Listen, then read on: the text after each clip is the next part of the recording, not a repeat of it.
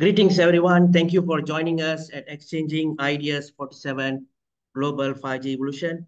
I'm Kaneshwaran Govindasamy, the founder of Global 5G Evolution, and welcome to all the speakers from around the globe. Thank you for joining us. Please take a couple of seconds to click the subscribe button on our YouTube channel. Now, AI was the buzz at Mobile World Congress 2024, but making a return on their 5G investment was at the forefront of operators' mind.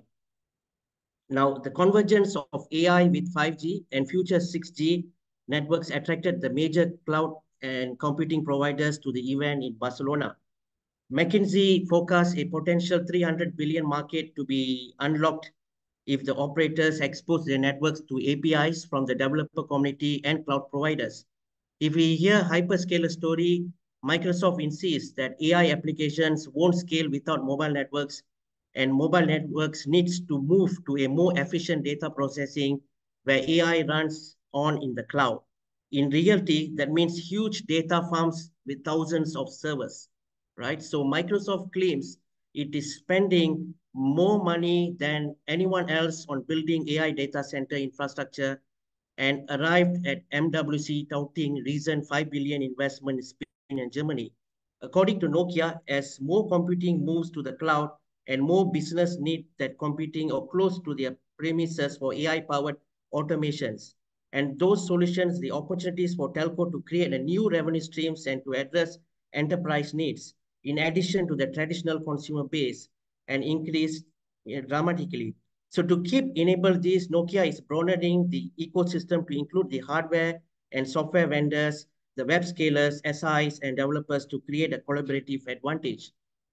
Now, this is quite interesting. Just a week before the Mobile World Congress, India's second largest telecom operator, right, Bharti Airtel, has more than 65 million 5G subs.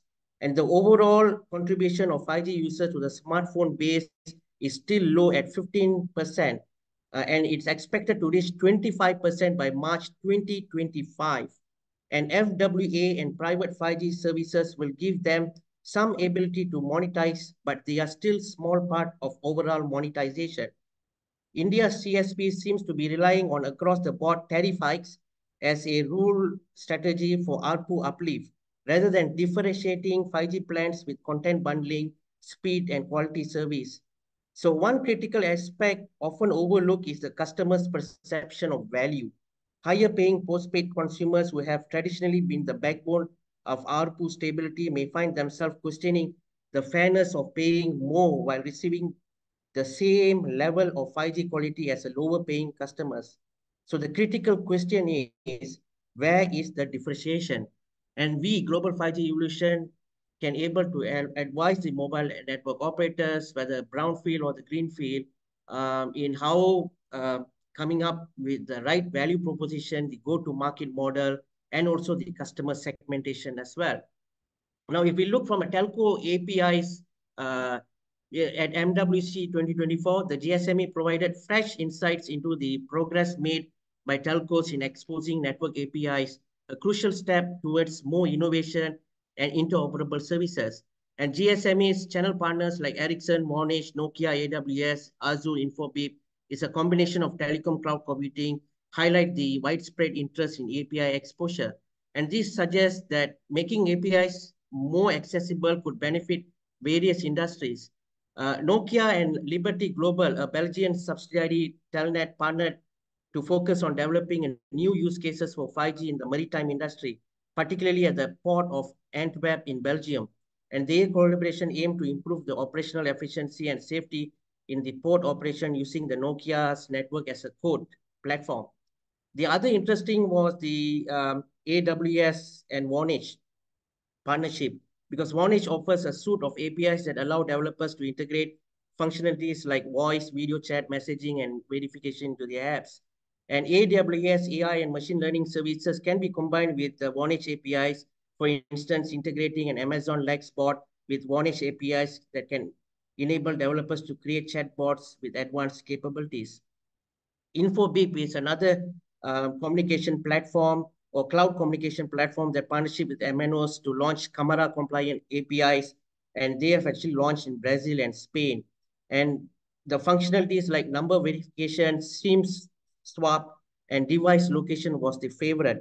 So those three features I mentioned earlier, number verification, SIM swap, and device location was among the total of 23 network APIs that have been published, showcasing a significant effort to standardize and expose network functionalities. 49 global telcos representing 65% of the industry have launched network API commercially, indicating a robust global movement towards network interoperability. There have been 94 open gateway API launches across 22 countries, and the most frequently launched network API include location services, number verification, SIM swap, highlighting the key area of focus for telcos in enhancing the customer experience and security as well. Now, one area was the identity and consent management. This is a very crucial feature for data utilization and growth in B2B ecosystems. Secure data sharing through the ICM can unlock new revenue streams as well. Um, the other area was quite interesting in Barcelona was that AI RAN Alliance.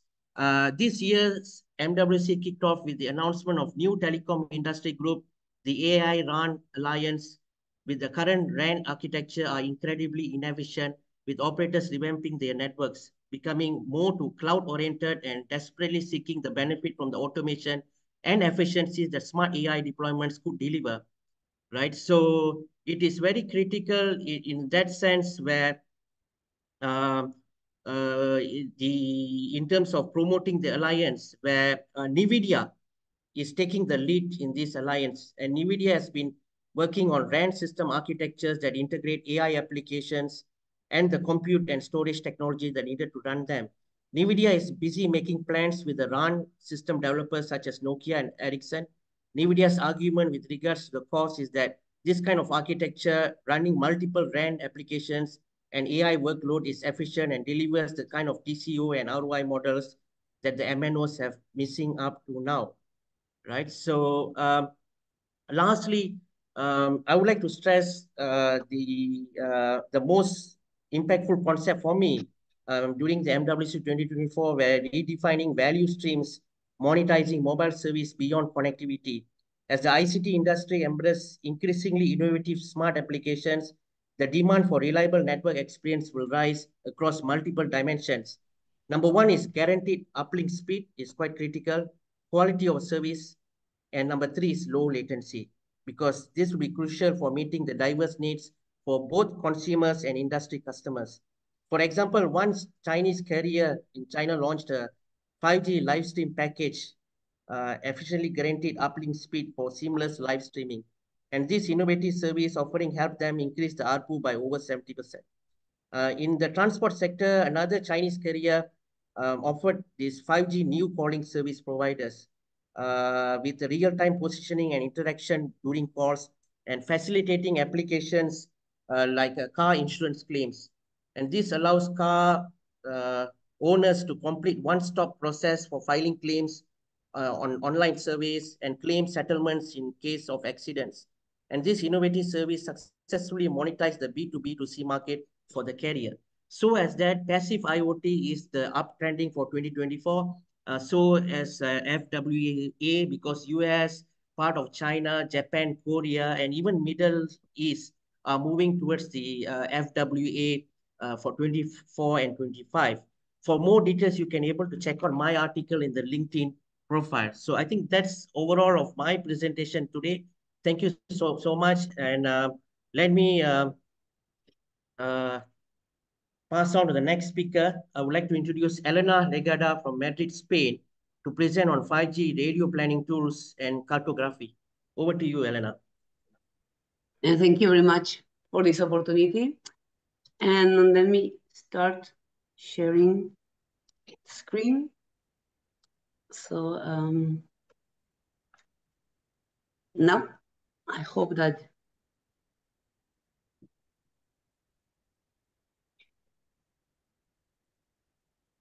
here. Okay, my name is Elena Legarda, and I'm the sales director of Aptica. Aptica is an RF planning provider, one of the most important in this technological world. And right now we are I'm here to present our RF planning tool, City Online. City Online is a planning tool, and radio planning tool, that it's exclusive with two characteristics. It provides a SaaS commercialization model. It means that you only have to pay per usage, but also it's in the cloud, something that up to now is the only provider that offers this kind of distribution or configuration in the network, with all the advantage that it has, for example, in CapEx or OpEx cost. So basically, even that we have this advanced radio planning tool, we are also providing something that is also unique in the market, that is a digital cartography in the SaaS model too. Because this cartography, as you may know, it is something that it's very expensive.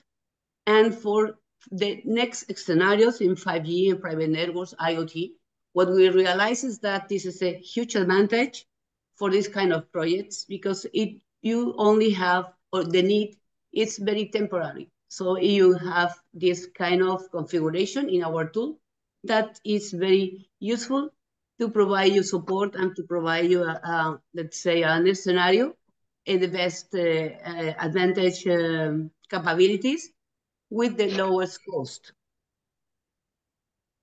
What is more also useful to mention is that we provide all the technologies and all the features and capabilities related with them. We have 5G, we have mobile, we have broadcast, broadband, macro cells, small cells, micro cells, critical mission, any technology that you want to design or you want to plan for any kind of networks worldwide, we are able to do it because we have all the operative activities that you need implemented.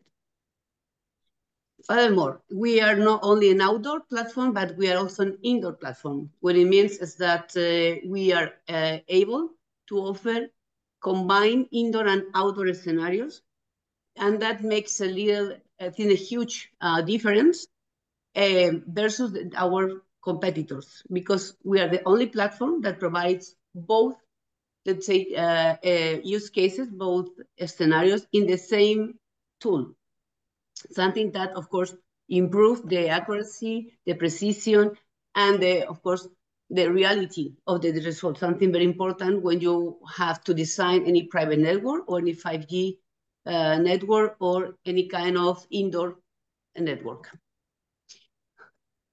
Between our, among all the scenarios that we are offering, we cover private networks, of course, as I mentioned, and we are in the Industrial 4.0, critical mission, IoT, because we have features like inventory or catalog in the cloud that makes very, let's say, very easy to use and very friendly to process huge big of data, something that with another tool, you are not able to do it because it's installed in a PC. In this case, since we delegate everything to the cloud, you will experience a very fast and accurate precision in all the computations and the results. Even that the number of towers or the number of sites or the number of IoT devices is 1 million, we can handle it without any problem and with huge precision and huge speed. But also we have one of the issues that we have to improve or to differentiate from the competitors is our Synapse. Synapse is the most accurate propagation model. It is developed by Orange Innovation, and it's offered for Aptica in exclusivity cloud architecture. So what it means is that we have the tool, we have the cartography, and we have the propagation models, the most important and the most, let's say, accurate and advanced features in the market, and everything in the same tool, indoor and outdoor scenarios. So I will say that I think that City Online is the best platform for this new technology that is coming, IoT, 5G, and all the use cases that you can imagine, like robotics, So both for ports, for transport, for campus, I mean, for any kind of scenario, we are a really suitable tool for everyone, telco and private administrations. So this is my, I will say, my presentation, and I hope that if you have any questions, we'll have it at the end. Thank you very much.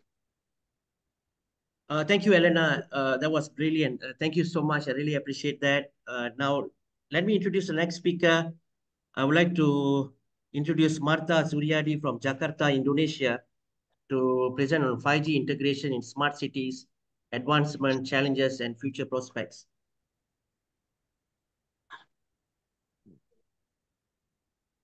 Yeah, thank you, Ganesh.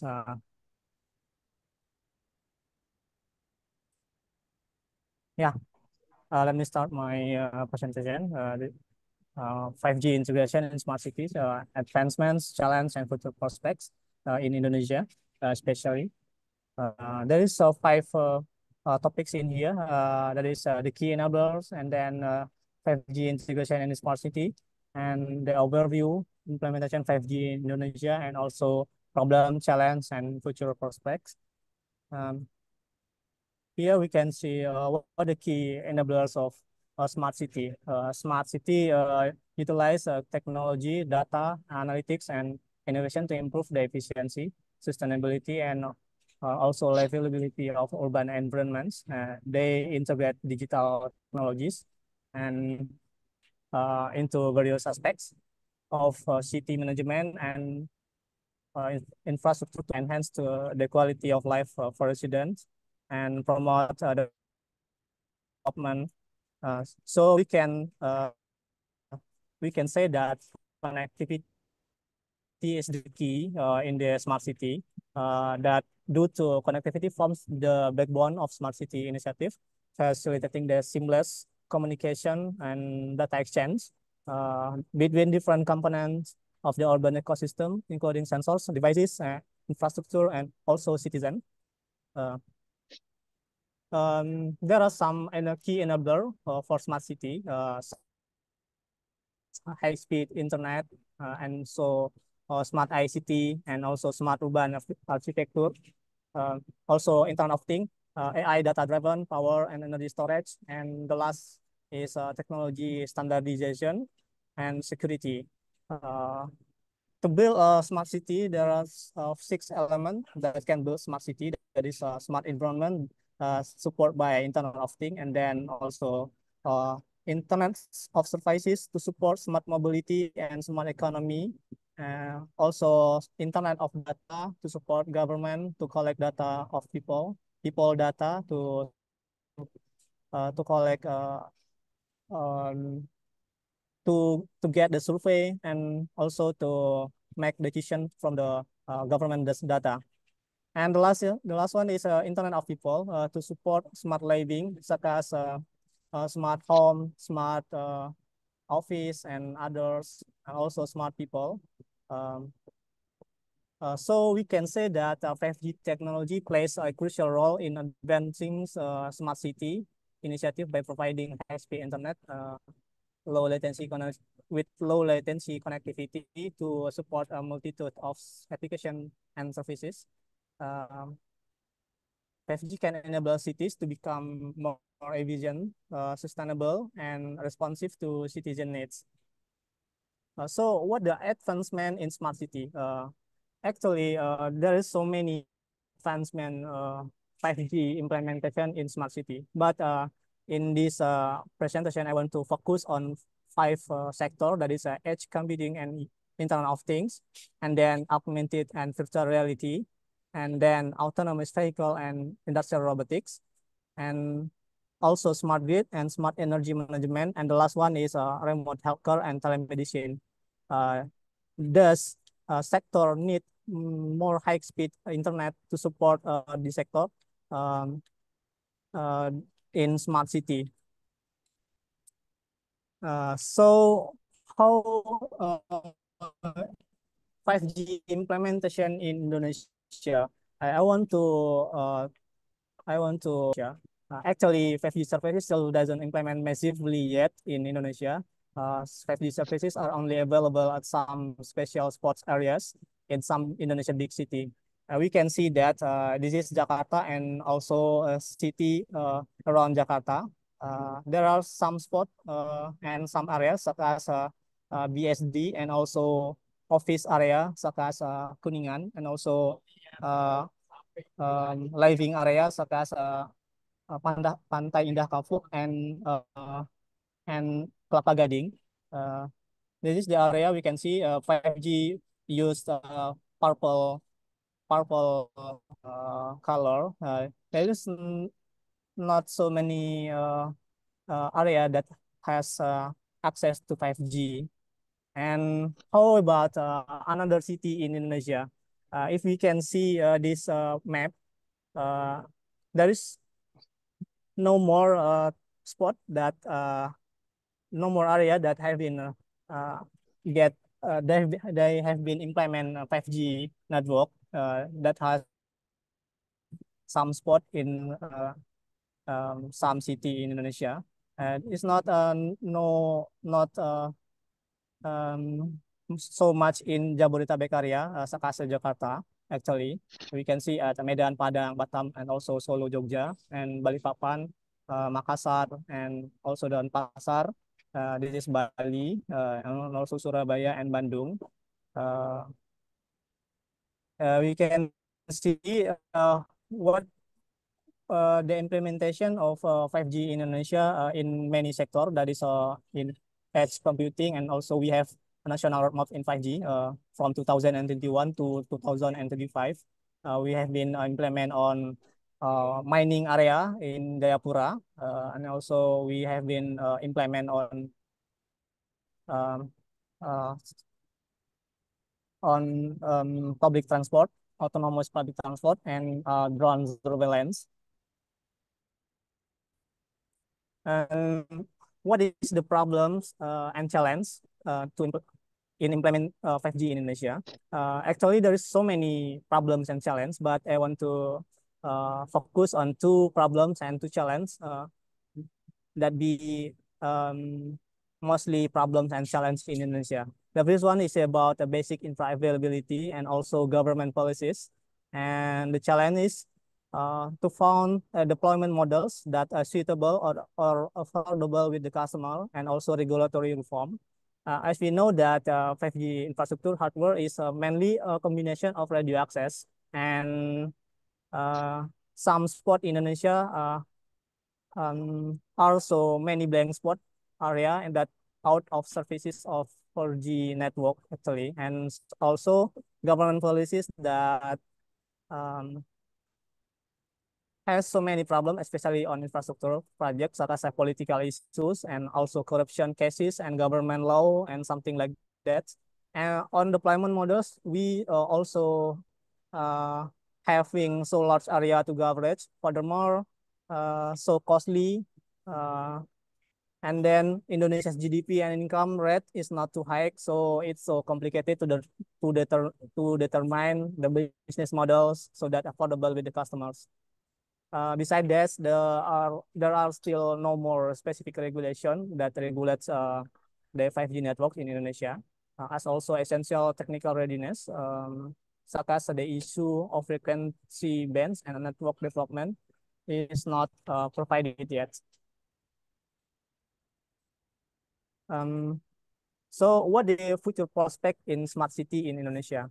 I want to focus on 5 sectors, that is digital economy and also industry 4.0, especially on robotics as public services, and then autonomous public transport and drone inspection through AR or PR, and drone mobility. So this sector need high-speed internet, so that's why we need 5G to support as a backbone. For the drone mobility network, we have some startup here that focus on research on taxis and courier by drone, but they can implement due to there is no high-speed internet in here. The infrastructure is can enable that.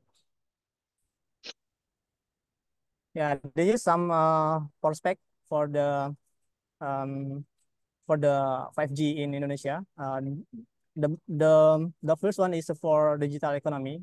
We are the largest digital economy in Southeast Asia, and then we have been implemented on robotics and also on transport, public transport, autonomous public transport, and also in drone taxis, and also drone deliveries, and also drones for surveillance, and also drone for inspection, such as drone inspect building, to inspect toll road, and many more inspection. We use drone, but the backbone network still doesn't support that. Maybe that is my presentation about the implementation 5G integration and advancement, and also problems and future prospects in Indonesia. Thank you. That was brilliant. Thank you so much, Martha. I appreciate that. Now, let me introduce Sebastian Collins from London, UK, to present on simulated XR driving without a local GPU through AWS 5G wavelength. Over to you. All right, thank you.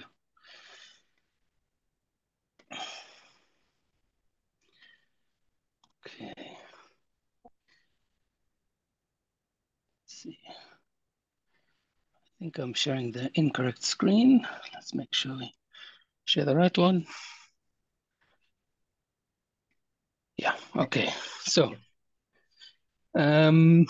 let's begin. Just minimize that. All right, so hello and welcome. My name is Sebastian Collins, and for the past 5 years, I've been working as a global solutions architect for Amazon Web Services, focusing specifically on the automotive sector, and even more specifically on the Volkswagen Group. During this time, I've been helping Volkswagen set up software development centers across Europe, enabling them to build modern applications on AWS, building out Volkswagen Financial Services Cloud Foundation across 1,500 AWS accounts in 38 geographic regions. And I've been working on Volkswagen Group's cloud analytics platform, which allows them to leverage not just AWS infrastructure, but also benefit from other Amazon entities like Amazon Ads, Ring, Project Kuiper, and our Amazon Partner Network partners. But I'm also someone who loves to explore the cutting edge technology, and hence I wanted to show you what I've been developing for one of the many VW subsidiaries to help them understand what the next in-vehicle passenger experience can look like. And using simulated VR XR driving, using a Meta HeadQuest and no GPU and 5G, I'm able to showcase some really exciting new simulated driving experiences. So first, I want to spend 2 minutes with everyone and just bring them onto the same page with regards to what Amazon Web Services is. Then I'll briefly talk about how to extend your AWS data centers using 5G. And after that, I'll dive into some details and architectures of the AR/VR project use cases and solutions. So what is AWS? AWS, or Amazon Web Services, is a subsidiary of Amazon that offers a comprehensive and flexible cloud computing platform, and it provides on-demand access to a broad range of ever-growing services and resources, including compute power, storage, networking, databases, generative AI, and those are just to name a few. AWS operates in distributed infrastructure with 105 availability zones spanning 33 geographic regions, 600 points of presence, 39 local zones, 29 wavelength zones globally. These availability zones are comprised of one or more discrete data centers, ensuring redundancy, capacity, and high availability. Customers can easily provision and manage these resources through a user-friendly API, enabling them to scale their IT infrastructure on demand and pay as you go, and only pay for what they use. This cloud computing model allows organizations to rapidly deploy and scale applications and services without the need of upfront investments in hardware and infrastructure. Okay, so what is AWS Wavelength? First, we need to understand a little bit more about how our customers use AWS. With AWS, we distribute cloud services to wherever the customer needs it, to on-premise data centers, branch locations, manufacturing plants, metro areas, 5G networks, and other remote locations like mines or even space. The AWS landscape provides different methods to achieve this. Using AWS Outposts, we can bring native AWS services and infrastructure and operating models to virtually any data center, colo, or on-premise facility, where customers can then use the same API, the same tools, and the same hardware that AWS uses in their AWS cloud. Using local zones, AWS extends the infrastructure deployment to places where AWS regions have not yet existed today, allowing for quicker and lower latency uses of AWS compute and storage and databases. With AWS Wavelength, AWS services are brought to the edge of the 5G network, minimizing the latency to connect to an application from a mobile device. In partnership with telecommunication providers such as Verizon, Vodafone, KDDI, SK Telecom, and others, we deliver a global network of wavelength zones consisting of AWS infrastructure that is embedded inside of the telecommunications data centers at the edge of the 5G customers. And then for on-premise environments with intermittent connectivity, such as cruise ships, mining locations, air-gap military facilities, we provide the AWS Snowball Edge family, which is a ruggedized data migration edge computing device used for data collection, machine learning, processing, and storage. And we even launched an 8 terabyte variant called the Snow Cone into the International Space Station last year. So to summarize, deploying compute instances within mobile network infrastructure offers several advantages. First, it reduces network distance, leading to improved latency performance, typically in the tens of milliseconds range for mobile users. Second, it provides more predictable performance with minimal jitter, which is crucial for applications like online gaming and real-time applications that require tight synchronization. And finally, it allows data processing closer to the source, optimizing bandwidth utilization in the backhaul networks and potentially reducing data transfer costs for high volume use cases. So what are some of these use cases? You can see just 6 different industries listed here, and we've been hearing it from the previous speakers as well. Me specifically, I want to focus on the AR/VR component. With that being said, we all now have a common understanding of what AWS is and what AWS Wavelength is. And so I want to dive a little bit deeper into the AR/VR solution and how I'm helping my automotive customer showcase this technology. So what is a GPU-based VR headset? It simply means that the headset has a powerful and specific graphics processing unit attached to it, either physically, via cable, or via Wi-Fi. The Oculus Rift was the first successful VR that showed what a really powerful desktop PC connected to a headset via a proprietary cable and software can do. The challenge here was that the high price and it was cumbersome to operate and move around. When the Meta Quest 2 was launched, it came out and was able to pack everything into an Android headset unit, which can work independently with its local CPU or offload the graphics and performance to a local GPU via a USB 3 cable and specialized software. It does this using the Oculus Link, which enables PC VR content on the standalone Quest by streaming video and data over the USB cable to the PC. It creates a hybrid VR pipeline where responsibilities are split between PC and mobile. And on the PC side, the compositor encodes rendered eye textures using the H.264 video compression and streams them back to the Quest over USB. The Quest side, where the client app decodes the video stream, submits the frames to the mobile VR compositor. So when looking at this, I wanted to see if we can do better at AWS or bypass this entirely. After looking around, my friend Andy Moy and Sam in the AWS Game Tech department tried this in 2021. But when reading through the architecture blog, they didn't show the part where you still needed to connect a local desktop or Raspberry Pi for USB pass-through to an Amazon virtual machine called EC2 instance, where it would then connect to the Oculus and Meta app. Fortunately, the local computer did not need to have a GPU, so it was a step in the right direction. Then in 2013, Andy again and his team, Josh Burns and Abjit, came up with a prototype that enabled application to connect directly to the AWS EC2 instance using nice DCV pixel streaming technology. However, it was a very manual and clunky proof of concept, so I decided to clean it up a little bit and provide a consistent experience for the user. But in a nutshell, you have a progressive web application with nice DCV client built into it via an iframe that is then bundled into an Android APK and side-loaded onto the Meta Quest headset. This in turn then calls an API which streams the desktop from an Amazon EC2 instance and allows for high quality video content without the use of a local GPU, essentially offloading those components to the AWS cloud. After building and refining and automating the architecture from my previous colleagues, I wanted to evolve this architecture and include the AWS Wavelength 5G component. So I set out to do this and added 5G to my solution. With one simple change in the infrastructure as code template, I'm now able to provision data center resources with compute and high quality graphics cards and allow my users with the MetaQuest headset to connect to that. This now allows them to have low latency connection via the 5G and the CSP network without having to do many hops to get to the data center. This is a more detailed architecture, which represents the comprehensive solution and encompasses a full CI/CD pipeline, infrastructure provisioning, and the build and deployment of a VR XR application. On the left side, we have a front-end component, which includes the build process and the APK, and the front-end XR application. In the middle, we have a back-end infrastructure, which consists of an API gateway, DynamoDB table for key value storage, and a secrets manager for managing sensitive data. On the right-hand side, we have a separate CloudFormation stack that deploys the EC2 instance inside whether an AWS region or a 5G network. And this entire process is orchestrated through a CI/CD pipeline using CloudFormation or infrastructure as code. I wanted to show you a video here of myself at the AWS reInvent conference in Las Vegas last year, where I showcased this technology for the automotive area.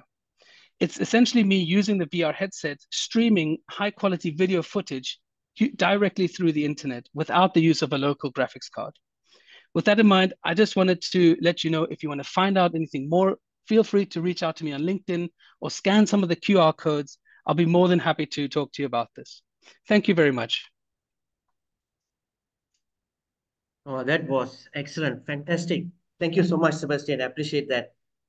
Let me introduce Javier Hernandez from Barcelona, Spain, to present on private 5G.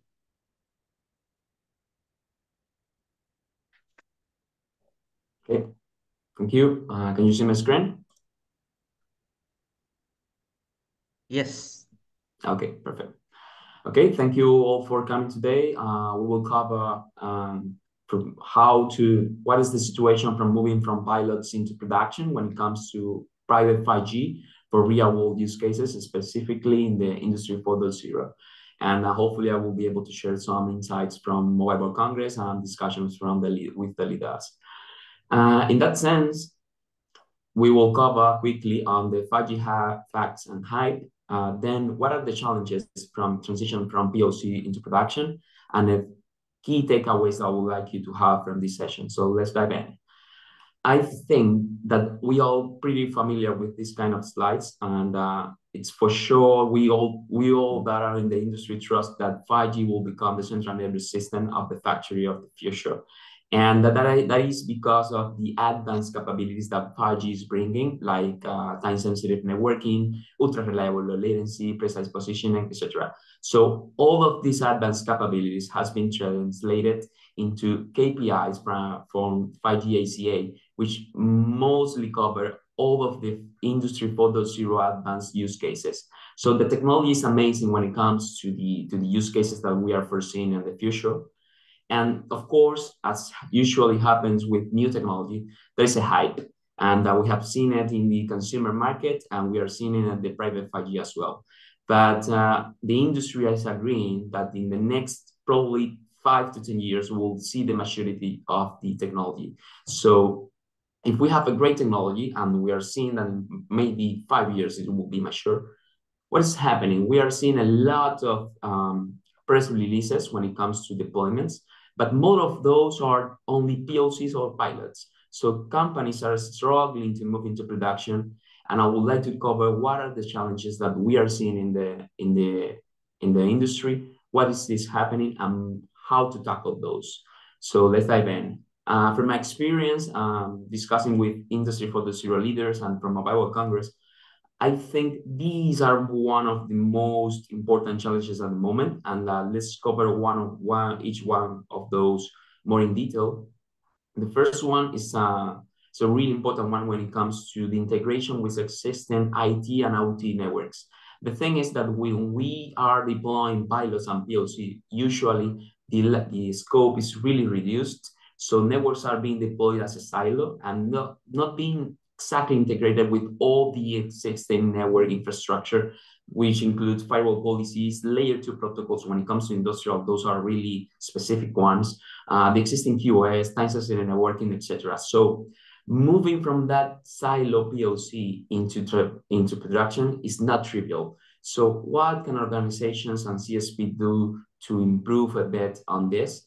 For sure, one of the pivotal things to allocate the right resources when it comes to people and expertise.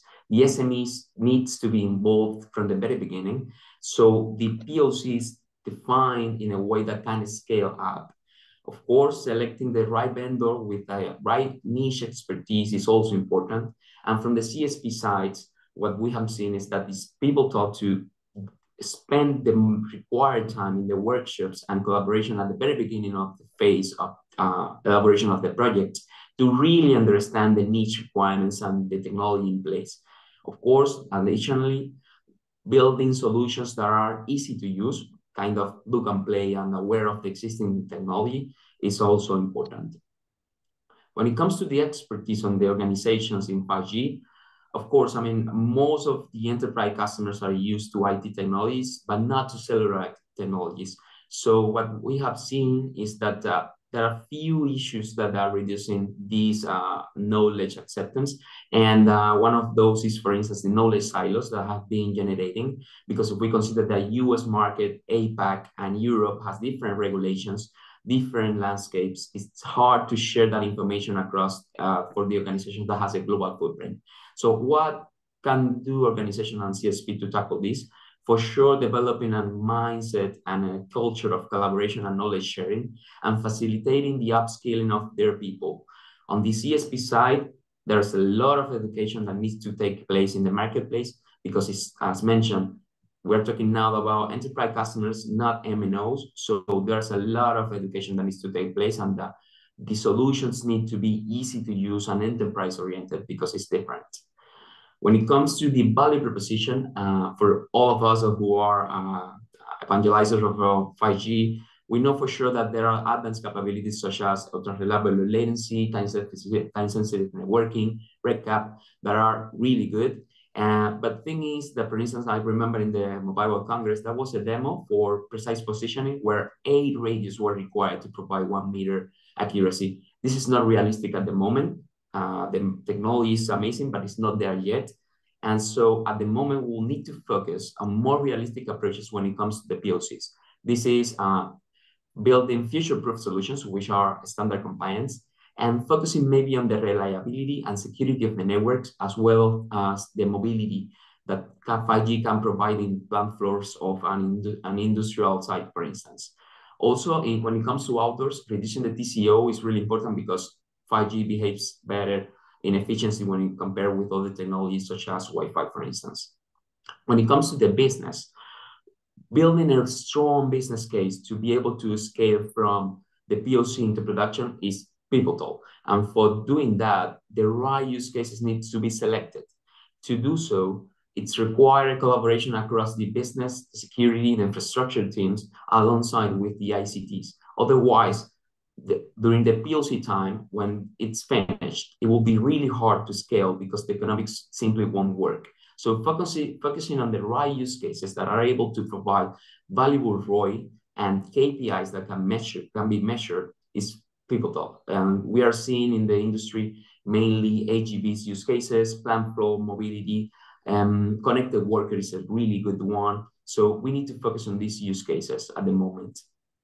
When it comes to the flexibility and the economics, this is another topic important to consider because enterprise customers at the moment are looking for flexibility. So having one lead partner despite the ecosystem and the collaboration is important, but also to be able to provide connectivity as a service and a smooth scalability after the POC.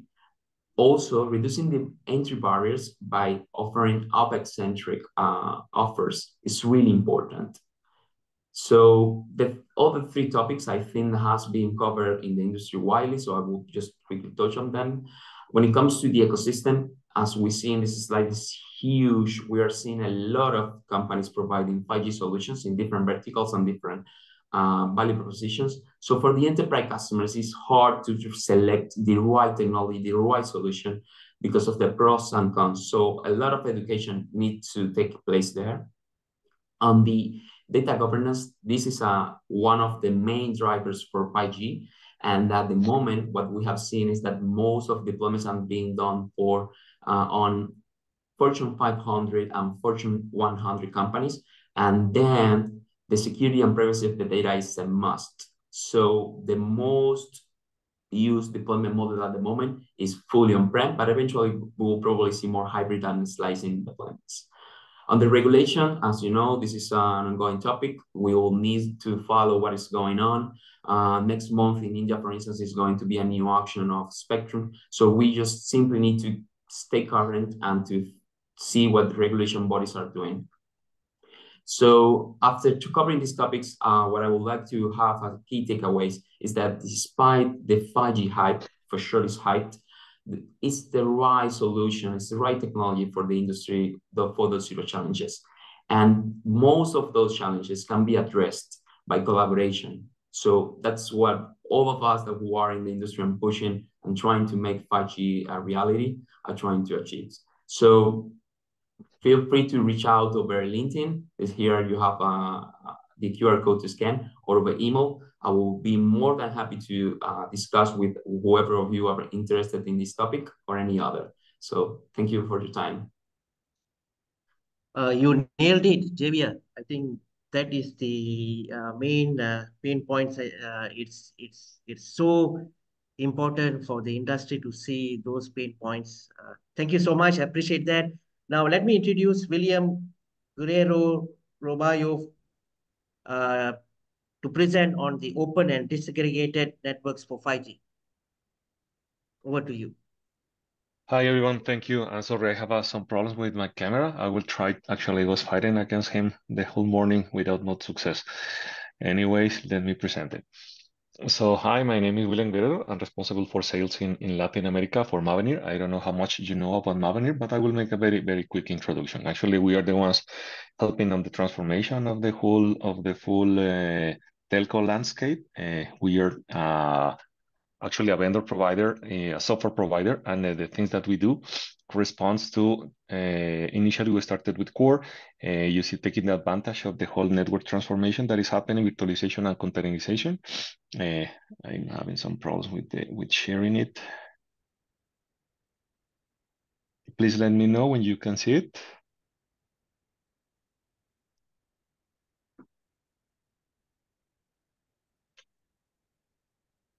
Yes, it's working.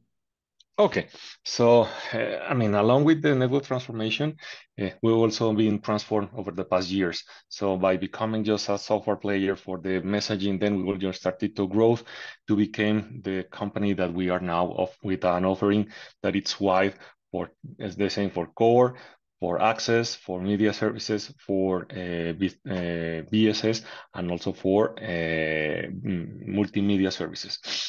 We are taking advantage of the full virtualization. That means that we are starting, or actually we started, and this is the opportunity that we saw at the time to transfer the network. So this is, let's say, how a legacy network in a telco looks like, with very silo approaches in which for every single application that you have in the network, you need to deploy a specific hardware, a specific software in a specific operative system. That means that you need to deal with different bunch of hardware providers, you need to bunch with different operative system providers, and also the applications that run on top. Now with the virtualization, we started to transform that and to start to work in this way, in the sense that we were having a common layer of compute nodes and then a common layer for virtualized platform. That means that we actually can use the benefit of the whole virtualization that the whole ecosystem was saying, was promising years ago. Now this is becoming a reality. We have different examples of this across the world with clients that are running or core applications like or voice core or packet core, even Open RAN. Now it's becoming the part in which we already transform the core networks, deploying IMS packet core, but not only for small telcos. We have very much reference across the world with, I don't know, big telcos like Airtel or big telcos like Vodafone Idea or even Telefonica. But so that means that all of these telcos that are, let's say, making this journey in order to make more efficient or to bring more efficiency into their processes, we are helping them.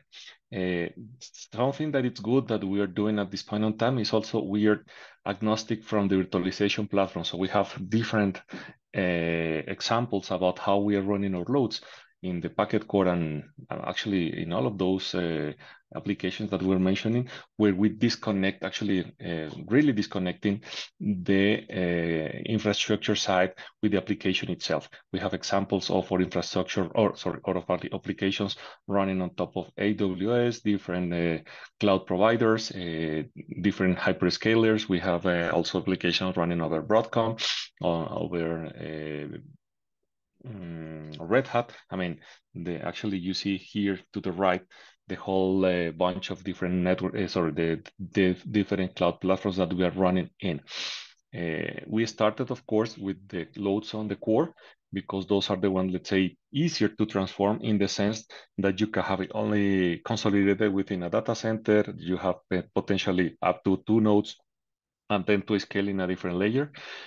Now we are doing the same thing for the core, sorry, for the RAN. Eventually you may hear about the Open RAN transformation and the whole things that are happening there, in which we are centralizing the baseband and also distributing different loads for virtualization, for doing virtualization of the RAN.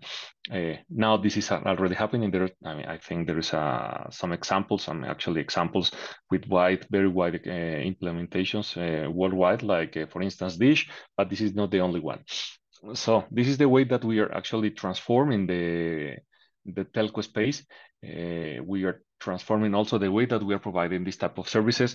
Of course, there is a high, and this is something that, of course, you know by heart, this is a highly regulated industry in which service impact is very well penalized from regulators to the operators. So that's why we need to actually have a very capable virtualization layer, but not only capable virtualization layer, and also we need to test and go from the one way to another one, the way that actually we do this testing to make this service not only affordable, because this is important in the terms of the economics, but also reliable. And let's say this is our biggest challenge. So far, we were just making this transformation in different layers and having this let's say technology available for Tier 1 and Tier 2 telcos, still very, very small implementations that we just recently launched. Eventually, the ones that may follow Mavenir, some small implementations in the Caribbean. So small islands in which you have the challenge that you need to be competitive for no more than, I don't know, 50K subscribers. We provide a blended technology for everything. So we are doing core, RAN, BSS, charging, billing, I mean, everything with a combination of this. That means that we have, for instance, on premises, we have the packet core, the voice core. Also, we have the RAN, but for the BSS, not the charging because of the restrictions in terms of jitter and some other stuff. But for instance, the billing, and we are doing this running over AWS. So my key message here is whenever we want to run a 4G, 5G network, you need to think on this type of technologies. The availability is already there. There's a lot of challenges ahead, but even it's more challenging if you do not start to work on this type of implementations by considering this seriously. This is something that is starting to happen. There are very, very, very wide number of telcos that are running it. We already are, and this is something that I want to disclose right now. In Europe, we are having clients that are going directly over the cloud over the public cloud for loads of for the voice like IMS. So this is not something only for small applications on the billing or potentially messaging and so on. So there are very heavy loads going through going to the public cloud. So future is here. This technology is available. We are relying on all of this stuff. Regarding the IMS, regarding the Open RAN ecosystem, and this is something that you may also need to know. This is where we are relying the most. I mean, at the end of the day, Open RAN means open ecosystems, deaggregated networks, in the sense that actually you can, as an operator, pick whatever thing that fits better for you. Fits better for you means that you can, for instance, in a certain point in time, a specific RRU vendor could give you, I don't know, better conditions or better storage, or I don't know. There's different topics that you may need to take into consideration in order to make a decision. So the idea is that you, in this puzzle, you can use whatever technology that fits better for you. Of course, needs to be tested, and we are doing that. We are not the only ones doing it. I mean, there's a lot of investment on making this to happen, like big brands like NVIDIA, Qualcomm, Intel, all big brands that you can imagine are actually supporting this idea. This is, let's say, all about me at this point in time. Thank you for having this conversation. Again, my strong message here is we are actually already transforming this. This is something that it's already available and already happening. So this is something that you need to consider, or the operator needs to consider seriously. Excellent, William. That's good. Nice slides. Thank you so much, and really appreciate that. And let me introduce Luke Sugars from Los Angeles, USA, to present on virtual humans and edge computing. Over to you, Luke. Hey, yeah, my name's Luke Sugars, and I'm founder and CTO of Replicant. We're a real-time cloud-based platform. It's a procedural platform, and I will do a bit of a demo on that and show you how we use cloud compute, 5G, and I try to kind of really focus on low latency interactions with AI-powered agents. So let me start showing this. So here's our application running. I can now talk to the avatar, and I can say, hello, can you tell me something about 5G and edge compute?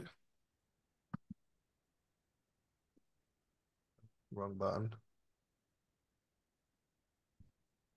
Oh, sorry. Hello. Yeah, there we go. Hey there, I'm Kai Takahashi. What's up? Hey, Kai, can you tell me something about 5G and edge computing?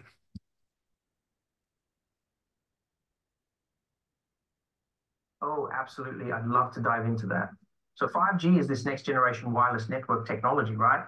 It's all about high speeds and low latency, which is super exciting for both consumers and businesses. Now, when you pair 5G with edge computing, things get even more interesting. Edge computing involves processing data closer to where it's being generated rather than relying on a central data center far away. This combo means faster data processing and response times for everything from mobile gaming to autonomous vehicles. It's really a game changer in how we interact with technology on a daily basis. So why are avatars important for this?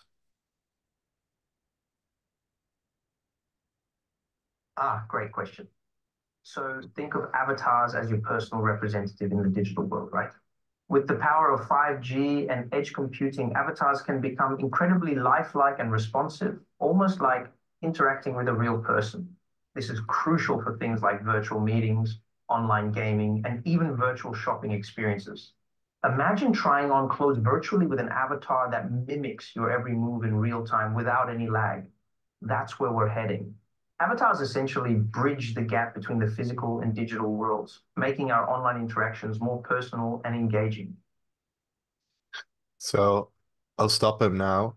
And I'll show you a little bit on our avatar platform, because what's really important with a solution like this is that you can scale, and computer graphics, it's really difficult.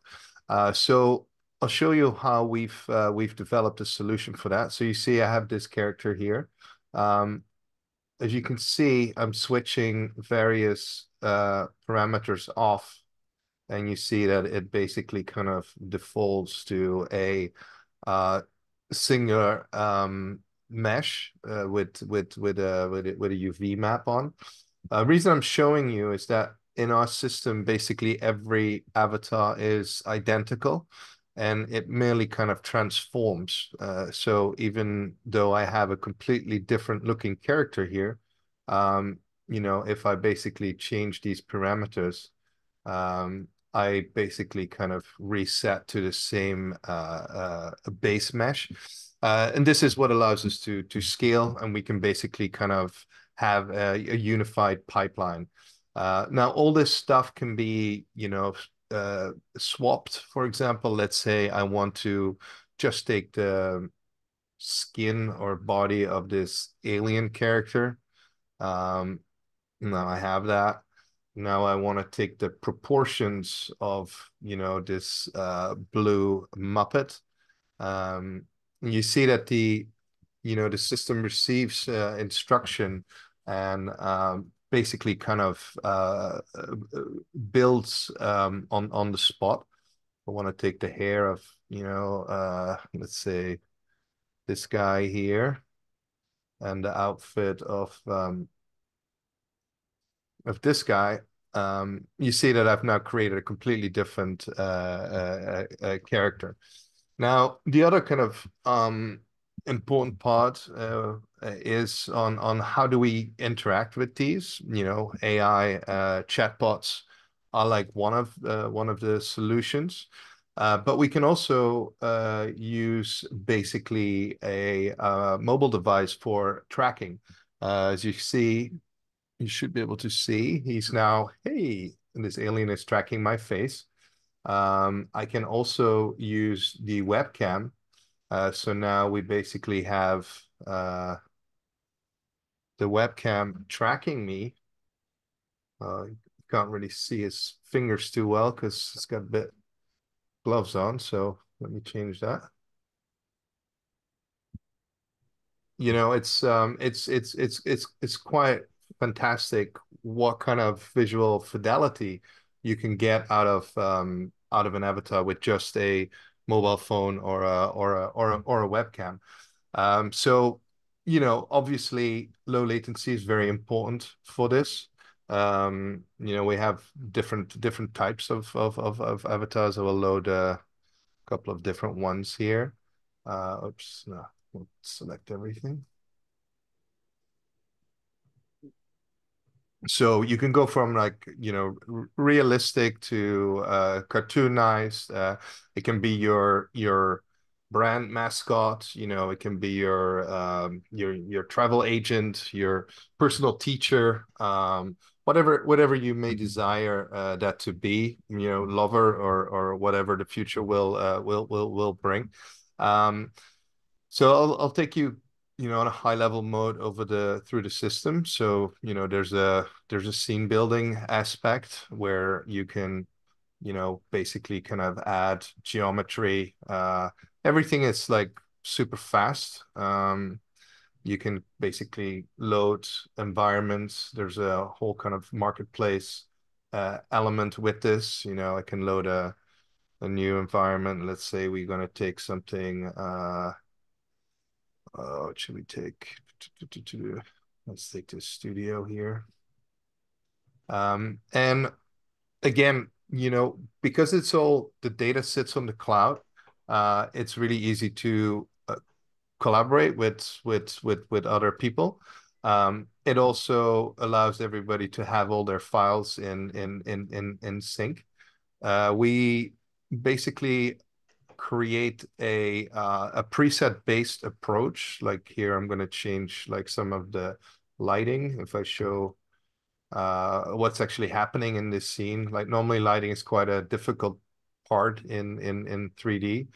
But you see, we have a templatized approach to that. But if you have the experience or slightly kind of more experience in terms of like 3D and lighting design, you can really go in and tweak this, create this kind of, you know, a specific look that you want. Next to that, there's also a tool that is great for script writing or, you know, educational videos. I'll demonstrate that as well. Let me actually just reset this. Yes. So I'll say, let's have two characters. So I have these two characters here.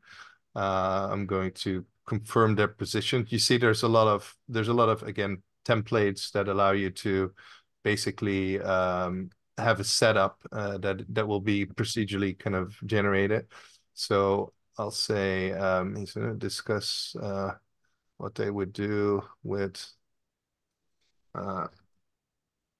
infinite bandwidth and unlimited compute. I'll do this quite quickly, but there's lots of different things that you can set here. You can say what kind of, you know, conversation is this. I'm going to just have a I don't know. Let's leave this comedy. Time period, modern day. And what basically happens when we set this, I'm going to set this to a formal speech, unexpected plot twist, then I'll do a YouTube video.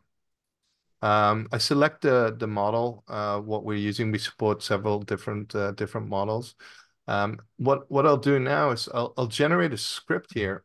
But what's interesting is that the moment this script is being generated, we do a sentiment analysis on the data, all happening in real time.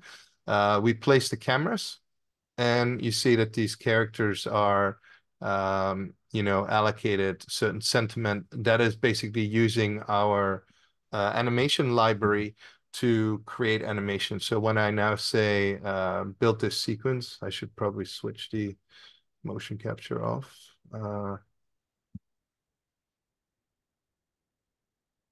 And you see how quick this is being generated. This would normally, you know, I've worked in the animation field for very long time, you know, just making an animation like what I'm going to show right now. Let me just switch this off for a second. Let me go back to my scene. Sorry.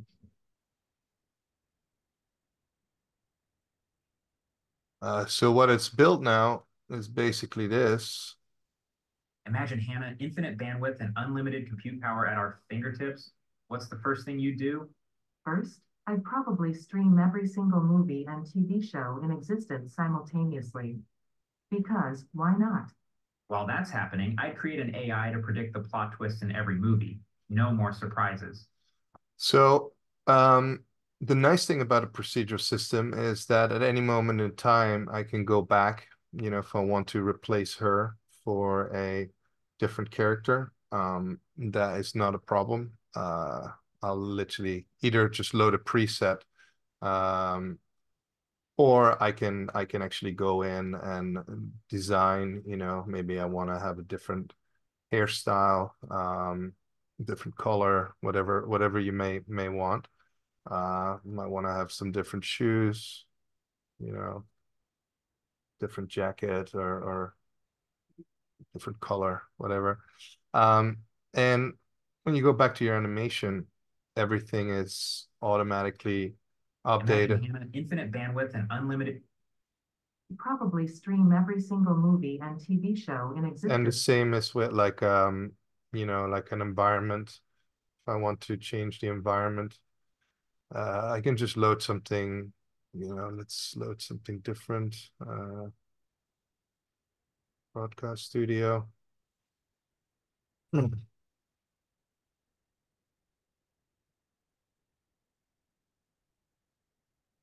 I'll reposition my lights. Sorry, I don't understand.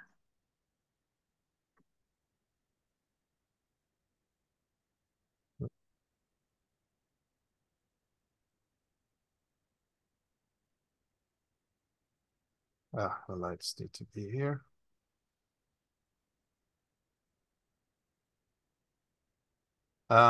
Yeah, so that's a very high level overview of our application, and that was all I wanted to show, actually. Unless there's any questions. That is so fabulous, Luke. Thank you so much. I think it was a great demo here. So let me introduce the next speaker. I would like to introduce Johan Ledin from Stockholm, Sweden, to present on containerized REST API-based testing in 5G networks. Over to you, Johan.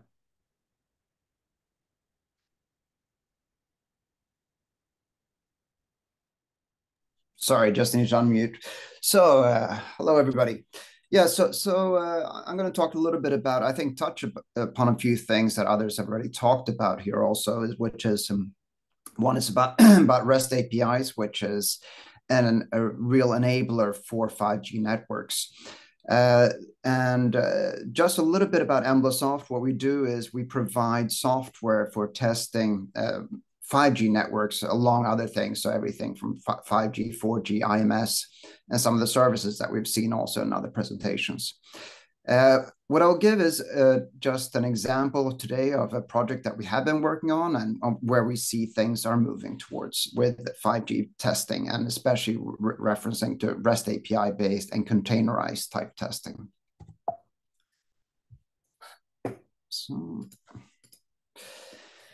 So, I mean, these are just some of the challenges that we see with operators is that, I mean, the one thing is moving to 5G networks, and I think it's been mentioned here today, is also some parts of it can be on private networks, it can be hybrid networks or in the cloud, and also running it on Kubernetes and a containerized environment, and where you have a lot of different contingencies that you need to manage.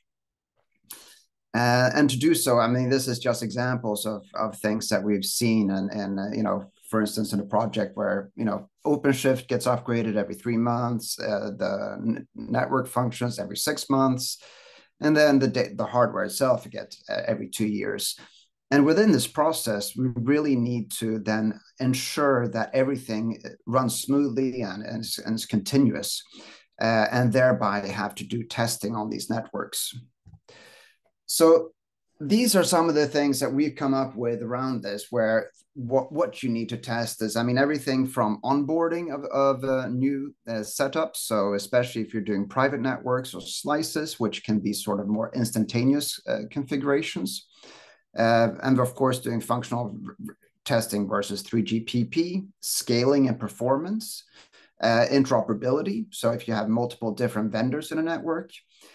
So those are the starting points, and then the next part is moving over then also to observability and monitoring of the system once it is live, and verifying its lifetime quality of service. And also mentioning there is also policy verification to also look at the capabilities of the subscribers that you have, as well as firewall and roaming capabilities. So, in the nutshell, what we do is we simulate GNodeBs, and where we simulate UEs on top of this. And this is just the most basic scenario that I have in front of us here.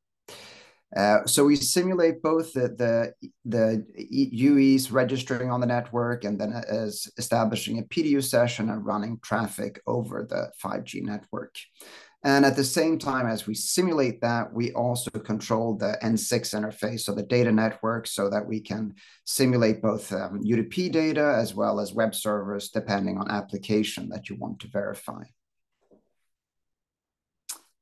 So that's in a nutshell what we do. And of course, coming to the Open API is that we are run with an Open API 3.0 for controlling this environment.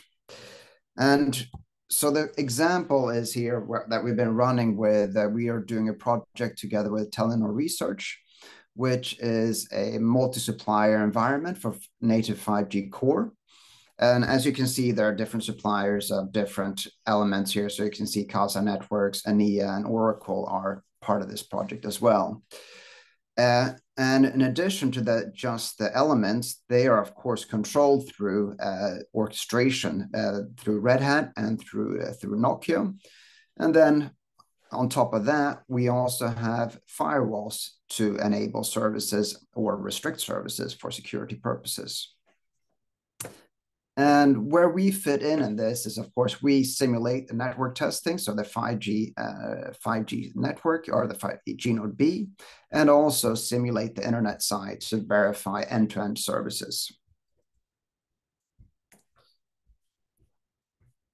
And taking this one step further, then getting into the open APIs, is that this is the complete network that we have been working with, where it's basically a customer portal that using the test and measurement open APIs, which then controls the different orchestration engines, one from Nokia and also Ansible from Red Hat.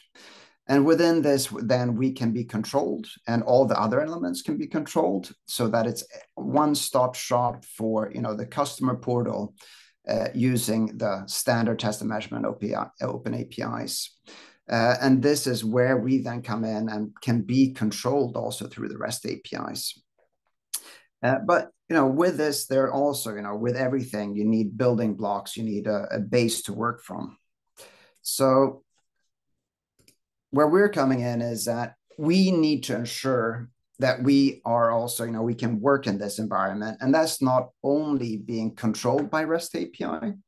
So we both need to have this, the test management, the CI/CD integrations through an open REST API. And having this with the REST API, also you need the basic building blocks to get up and running in a quick fashion. Next part is, of course, being able to be orchestrated so that you can pull up a container with a Gnode B that can generate the traffic. And then if you're done with it, you can just pull it down and you can continue your network as usual.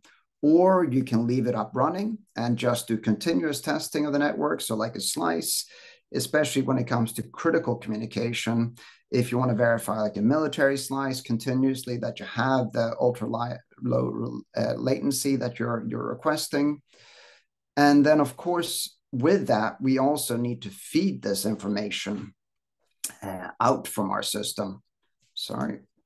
And that can be both for analytics purposes, but also alarming. And so as an example, let's say we have a slice that is not performing and we're continuously monitoring the slice. We want to send an SNMP trap to Ansible, actually, to say, and then Ansible can then take an action there and analyze, and then see, should it redeploy all the network functions? What should it do to verify that we come back to the same service level that we are looking for? So a little bit in summary, what we see is that we have, the challenges is moving to hybrid networks. I think we have the asynchronous upgrades. We need to, with the type of applications that we're seeing in 5G networks, we will see the need for continuous monitoring, and also policy verification. Once you've deployed a new network, you want to verify not only the policies of the users, but also that they're getting access or not getting access to the right services from a security perspective. So the solution from our perspective, very simple, is that you really need a flexible platform that has a lot of building blocks already with multi-protocol support to be able to jack into all the different places in the network. The REST API needs to be ready for this, so that you can really control any type of parameter in the test over a REST API.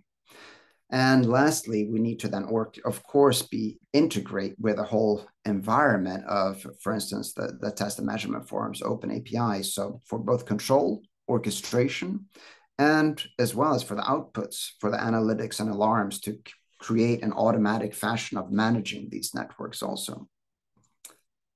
And moving on, so this is, the building structure that we have for this. And what we see is this is a first example where we're just looking at the capabilities of the throughput, for instance, but we also work then with all the applications on top that, for instance, were mentioned before, to also, it's not only doing the data, but also verifying the voice, SMS services, push to talk. So we see that this is going to be a complete environment, and then also moving to emergency services that will be required to be tested on a continuous basis. So that summarizes what I wanted to present today and a little bit about our capabilities in this area.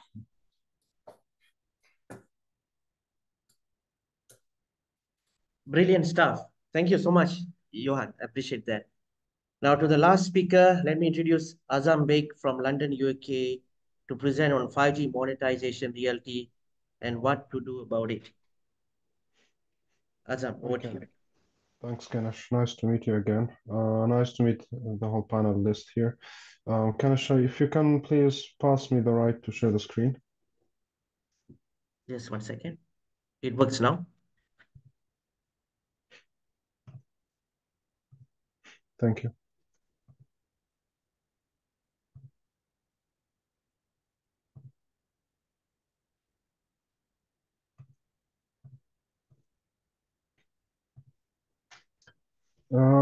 So again, my name is Azam Beg. I'm Global Account CTO with Worldwide Technology. It's great to be here again. I think this is my second time in the last 3 years. So Ganesh, I feel privileged to be here. Thank you for the invitation. Lots of interesting presentations and topics. And what we conclude today is 5G global evolution with the following presentation, talking about the 5G monetization reality and what to do about it. But before I crack on with the subject of 5G monetization and technology, the challenges, and what can we do about those, let me introduce Worldwide Technology, because it's a big company, but many people haven't heard of who is WWT. WWT is a US-based company in St. Louis, in particular in US, with more than 10,000 employees. And collectively, myself and all my colleagues, we're creating $22 billion in revenue. That's an important and large figure for us that we feel very proud about, simply because that puts us on the top rank or top notch when it comes to productivity per employee. We are amongst the Fortune 100 companies. We've been ranked the best place to work for several years in a row, whether it's in the US or in the UK. In terms of the business we do, you can think of us as a reseller of technology, one way. Another way is we are a solutions company, and the third way, we are systems integrator. The reality is we are a bit of all of what I mentioned in one company. For instance, we are the first partner of choice for Cisco, Dell, Nokia, VMware, HPE, and many other OEMs. And to throw another figure here, we're creating $6 billion in revenue for Cisco every year. And thus, we are the first partner of choice for Cisco and other OEMs as well. And last but not least, if you're thinking about consulting, revolutionizing technology, monetizing on technology, I couldn't think of a better place than WWT. The numbers speak out themselves. If you have 10,000 employees who generate 22 billion, that makes us in a much better position than many other technology companies. And as I go through the slides, towards the end in particular, I will highlight our key differentiating point and how we can see that differentiating point being a catalyst to help operators in the telecom industry to come back to prominence again. A highlight on what happened in the last 10 years with a forecast of the next 10 years. So if I look at the global economy first point, and then in the next slides, we're going to look at the telco. From the economic perspective, with all the geopolitics, with the pandemic, and all sorts of things that we're seeing and witnessing globally, the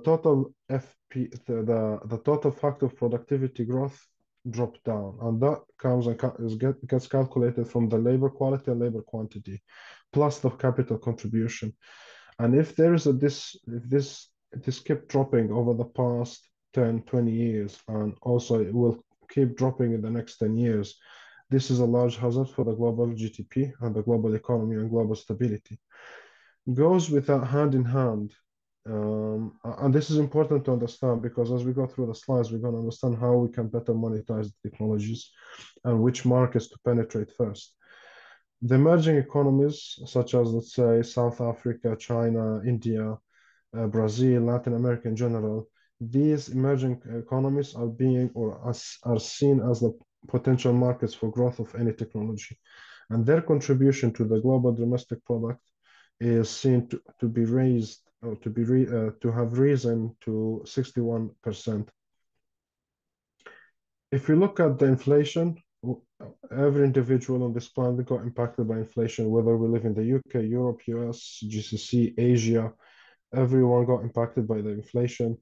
And the average wage didn't change, neither the real wage growth came aligned with the increase in the inflation, which is yet another hazard on the consumer behavior in particular. Last but not least, if we look at the global spending power amongst the top global markets, let's say US, Europe, and UK, still we see that there's a lot of expenditure going on their capital investment in those countries, but yet the monetization is not matching with that capital.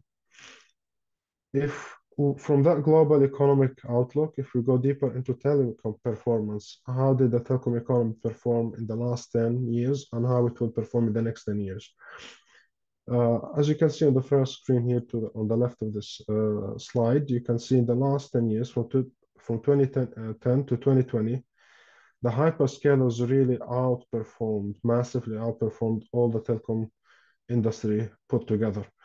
So the black line here, the black curve, this is the performance of the over the top, and that refers to the TCR, which is the total shareholder returns, or returns of capital, if you like. While the other curves, those represent different operators from different regions globally. Now here we've done a comparison between over the top players, between the telcos.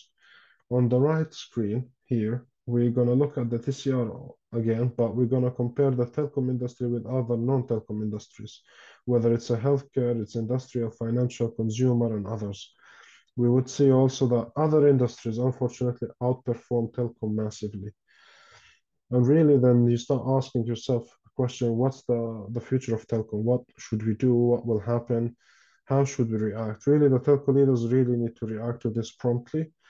The massive investments that were put by governments in the last 5 years, especially in the rollout of the 5G, those are now reaching to the bottleneck phase, especially when we look at the conflict in the east of Europe, that really pushed governments within Europe to reduce the rollout funding and move those funds into more security and military acts. And this is not only statistics. So the statistics you see here are coming from World Economic Forum, from Intelligence Economic Unit, and many other industry research showcasing similar numbers. My personal experience with different operators that I worked with, whether they are in the UK, US, or in GCC, the same pattern is following. Everyone is reducing operational cost. Everyone is reducing the capital expenditure.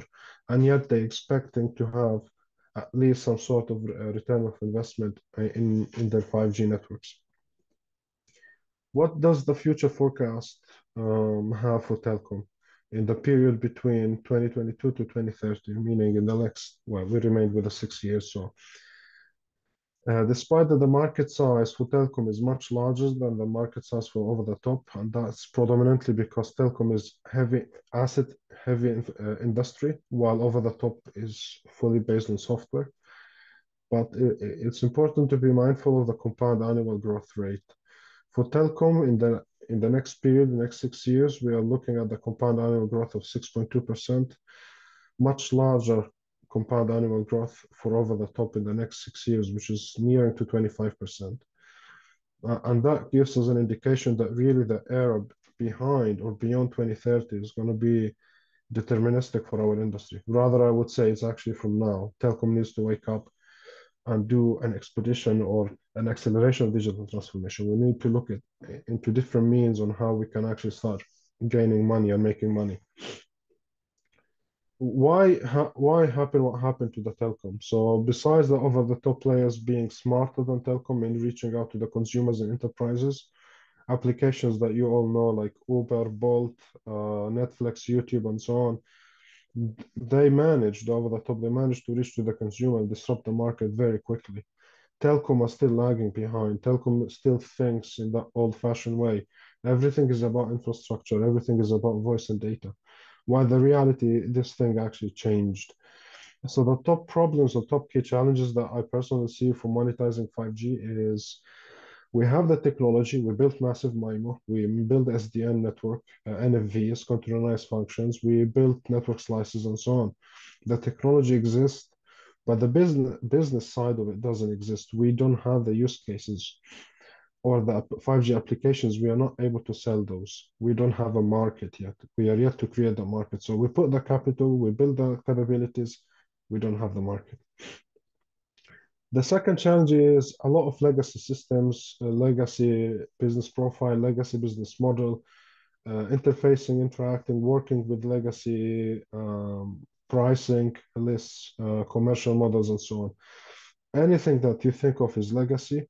Unfortunately, for some reason, amongst the telco leaders, they're still reusing and relying on some of that legacy, claiming that it will be successful if it's used with greenfield 5G applications, which in many cases it proved it's wrong, it proved it failure. So now, as I'm speaking to the C-suite in different operators, including Vodafone, BT, and others, this is yet to be changed as themselves. Like, I'm not sure if you're following the CSP market. E-and, which is the former Etisalat company, the group of operators, which is headquartered in Emirat, they joined the forces with Vodafone now, and they have a greenfield approach to how to reach the market. And I will touch base a bit on it towards the end. The next challenge that I see, it goes hand in hand again with the previous ones, and that's the customer profile. We know the technology, but we don't know the customer profile. How does the customer look like? What's the customer relationship?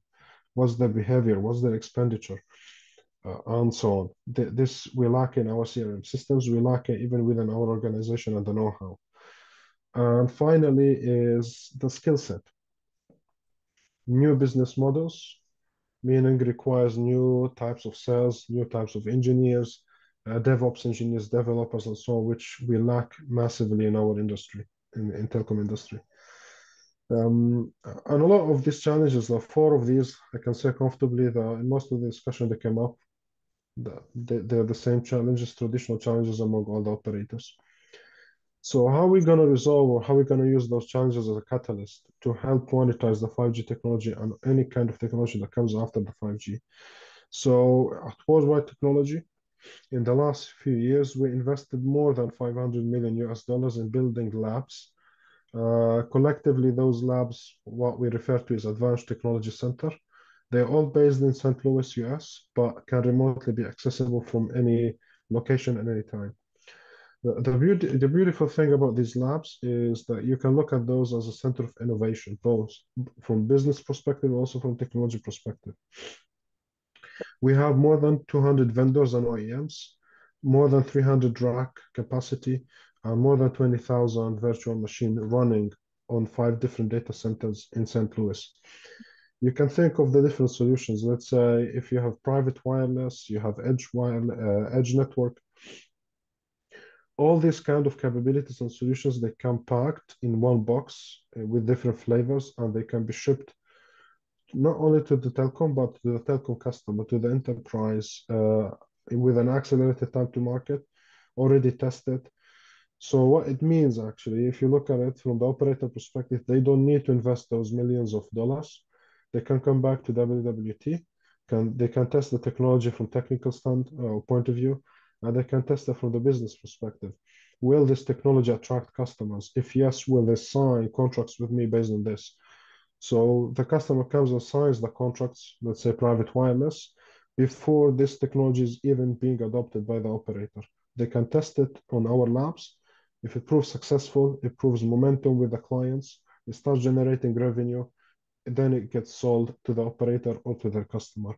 We have seen lots of bookings. The bookings on this platform is now reaching almost $2 billion in US dollar in private wireless, in edge, in network slicing, and different on various 5G technologies, which is giving us kind of a relief, giving us a hope that actually these kinds of platforms can transform, that technology can transform our telecom business in the next 10 years. And you can see here the consolidation of different OEMs. We have HP, Intel, Microsoft, Google, Amazon, Nokia, Cisco. If you look at the chips and the infrastructure itself is built by Qualcomm, ARM, and NVIDIA. Massive amount of players, and all the massive players are being part of these labs, helping us to accelerate the digital transformation for telco industry as a whole. And I think that brings me to the conclusion of my presentation. Thank you, everyone. Oh, that was excellent. Thank you, Azam. I appreciate that. So let's take a quick 10 minutes or a bit more just to have some Q&A. I really hope the rest of speakers can switch on their cameras just to have a quick chat discussions. Anyone can have any question to ask from any of the speakers, please feel free. Maybe I'll start first just to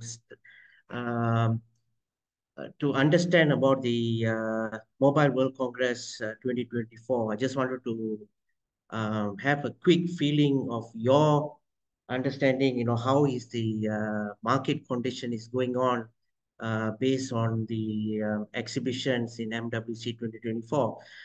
I myself, on the Huawei's invitation in the Better Together Forum in Barcelona, I spoke this one key area where the standards of the 3GPP is for release 19 is almost finalized by end of this year, right? So release 19 is definitely going to get ready.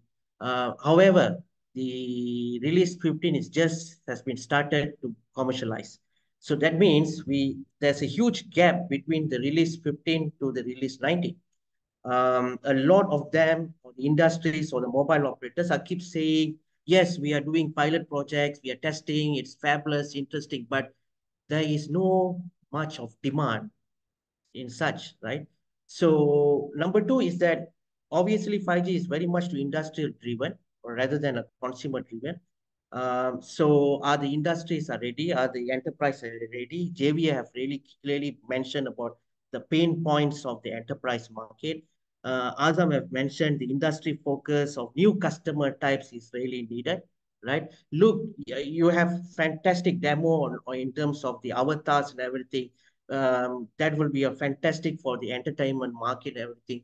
But the question is, do we anticipate to see a demand in the market, in the industry currently? And do you notice anything, whether you have participated in Mobile World Congress or you have heard or you have read or seen, is there any killer application for 5G that you can, you think that, so anyone wants to share your point of view?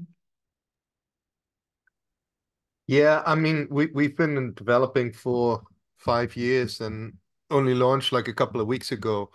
So I don't necessarily know what and when the mobile demand will come, but I definitely foresee like a future where we all will have these like visualized agents, whether that's on the enterprise side or personal kind of companion side.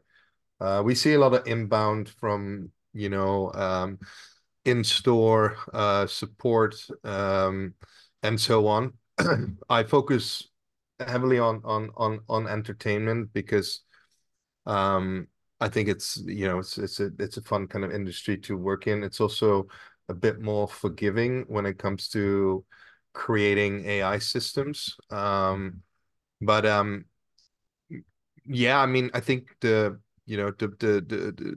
more our access to fast bandwidth, mobile fast bandwidth, increases, the the better our situation gets for deployment. Thanks, Luke. Anyone else? Yeah, Ganesh, as you were saying, I'm not sure if we will see a killer application as industries used to think about it when it comes to 5G. Probably that in the US specifically will be fixed wireless access, because it's the one that has been driving the market since a while. But when it comes to industrial 5G and the enterprise customers, I think that probably we won't see one killer use case. And as I was mentioning on the presentation, it will take some time, probably 5 years. But we are seeing a lot of tractions from Fortune 500 and Fortune 100 companies. That is a specific program in the World Economic Forum for lighthouses, manufacturing sites, which are making a great innovation when it comes to sustainability, innovation, and the way that treat on the social environment. So there are a lot of deployments taking place. There are challenges for sure that we haven't discussed, and one of those for sure is the technology, the gap that you mentioned before between the release 15 and the 19.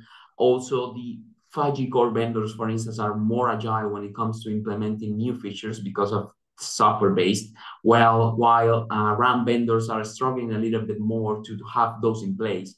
But also, when you see, for instance, the big players in the industry that are focused on the consumer side, they're offering that very platforms for enterprise customers. And what the thing is that those platforms are more nailed to that use cases instead of the industrial use cases. So that's why probably we are not seeing that many RAM solutions there that are implementing already the requirements for ultra reliable latency or the advanced features. So it's taking time. I think it will happen for sure. And as mentioned, there are challenges, but those are addressable. So it's a matter of time. Unfortunately, the 5G has been super hyped. There a lot of marketing was trying to started, I think, on the 3G, and from there has been a snowball of hype. But the technology is good. It just requires time. That's it.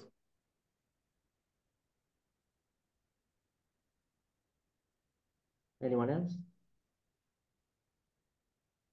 I found the graph just now, I think by Azam, was like, there's a huge spike in the OTT hyperscalers growth in comparison to the telecom. And the telecom players, mobile operators keep complaining or saying that, companies like Netflix really utilizing their data, and it's not justifying the capital expenditure, right? So obviously the network slicing will be one of the solution, right? And I think the core network, Johan, you have actually explained. I think that was great. I think there's the end-to-end of network slicing readiness, it's another question, right? Johan, I can't hear you. Sorry, yeah, no. So I think an extension of that, we're also, in the 5G network. One of the things that we're starting to see a little bit of growth is the network exposure function, where you're then of course able to go in as a third-party supplier to control your bandwidth and everything, which could of course come into play when you look at the OTT players, and could be a way of charging for operators also when they're using this bandwidth.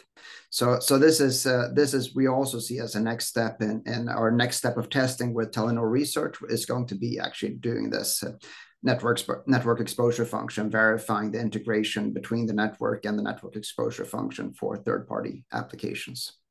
Right. Anyone wants to have? Yeah, please, Elena. Yeah, well, yes, I was just like to also, in line with your comments, I am really supporting you and my colleagues too, because I think that basically there is a need, and there's going to be, of course, a 5G standalone. Let's hope that it will be early these years. But since we don't have, because we have the theory, but we don't have the practical phases. So we need, let's say, really real 5G infrastructure implemented and deployed, and that's basically the main point. But also I think that regulators are also they're very key in this decision and in this let's say evolution of the technology. So far, we see that each country, each region, each continent has its own step-ins or its own phases evolution based on the standards, based on the decision of governments, regulators. So meanwhile, we are not aligned worldwide. We will have this differentiation between some, let's say, advanced technologies, applications, and deployments in each country that makes a little more, let's say, difficult to have these really nice IA applications and 6G services and all this stuff that we just showcased in the Mobile World Congress. And that, of course, I'm sure that it will come up some year, but I think that there's a lot of work that we need to, all of us, because providers, teleco operators, integrators, regulators, governments. I mean, I think that all of us, we should have with a good exercise and to brainstorm and do an aligned strategy to really evolve and evolutionate this area of the technology worldwide. I agree with you, Elena, because government, I think, should involve more in terms of the financing. One of this is financing as well, because 5G standalone is so expensive. And today, I think it just crossed about 50 plus mobile network operators.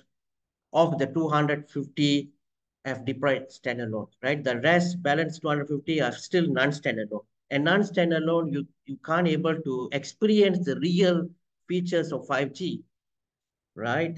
In terms of the download speed, up to 20 Gbps and uplink up to 1 Gbps, right? So, Right. So that is an issue, right? So how the government, financially, because many mobile operators are very careful in their costs, right? The TCO and the ROI. Until today, no one have really experienced the real ROI yet from the standalones. So I think all the parties, including the government and partnership collaborations needed, and also the industry should relook into how the private networks industries can deploy by their own rather than depending on the mobile network operators. That's another option. Yeah. Yeah, that's another option, but it's only will be available if the spectrum is, let's say, free for most of the entities and organizations. Otherwise, meanwhile, it's a little, let's say, right now, it's basically delegated to the most of the, worldwide to the telecom operators. So at least what it's my experience. And when we go to the private network market, we see that the main, at least issue in most of the countries is that they do not have a spectrum if the operator does not rent it or delegates it, or there's some governments that they do it, of course, but it's not, sadly, it's not most of the cases that we can provide private network as we wish. And as it's demanded, because it's really demanded. Yeah. Thank you. Thank you. Yeah, and actually to contribute to that topic, those two topics that you touched, when it comes to the 5G standalone, I think it's super related to what the discussion that you were having with the facts that Assam shared, and it is that the industry is not increasing their return on investment. So for mobile network operators, those refresh of the infrastructures are massive amount of money, and that there is no a real business case on the return, because eventually the consumer side will solely take care about the social networks or the common way to consume information, but there is no any advanced use case requiring those 5G advanced features. And hopefully, for instance, services like the one that Luke shared will be able to provide that value and eventually to take advantage of that technology. For sure, 5G seems more appropriate for private wireless, and as Elena was mentioning, spectrum is one of the challenges. But I think that it's starting to move. If we see in the US with the CBRS, in Germany there is a spectrum available for the automotive. Here in Spain, the CMC is going to has been an action for the N77, N78 band, spectrum band, and that's already allocated.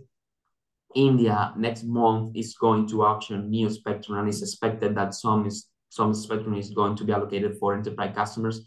So my point is, it's taking time. It's not easy at all, but it's happening. The scary part is SK Telecom from Korea is slowly moving towards or rebranding themselves as an AI-driven company or AI company. So the question is, whether they will totally move towards to AI business or that's another, because SK Telecom is one of the pioneers in terms of the telecom deployment, starts from the 3G, and they have been really all out into the AR, VR, metaverse.